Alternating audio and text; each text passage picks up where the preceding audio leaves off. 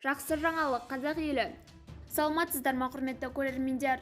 Ең соңғы жаңалықтарды қошқардың қатарында білгіңіз келсе, бейне астындағы лайк және подписаться таңбаларын басып, біздің арнамызға жазылуды ұмытпаңыз.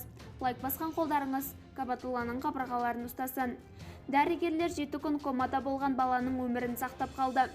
Бала сәтті операциялардан кейін комадан толығымен 7-ші күні шықты деп хабарлайды Бақ-Казы. Сортиба ауылында маусым айының басында 2 жасар бала тереңдігі шамамен 2 метр бетон құдыққа құлап, есінен танып қалды. Туыстары Қордай ауданының орталық аудандық ауруханасына жеткізді. Мидың компьютерлік томографиясынан кейін шұғыл түрде зардап шегуші реанимация бөлімшесіне емдеуге жатқызылды.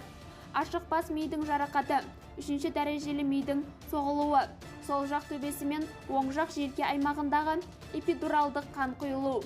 Бас сүйегінің негізінде ауысынуы мен оң жақ төбе сүйегінің жабықсынуы, коронарлық тігіске ауысуы мен сол жақ самай сүйегінің жапық сызықшасынуы.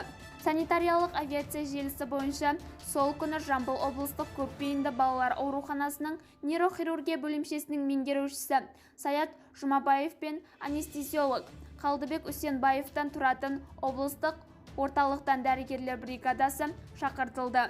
Сәтті операциялардан кейін аздап оң динамика байқалды.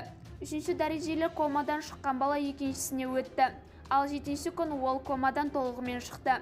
Бізді бақылауды жалғастырыңыз.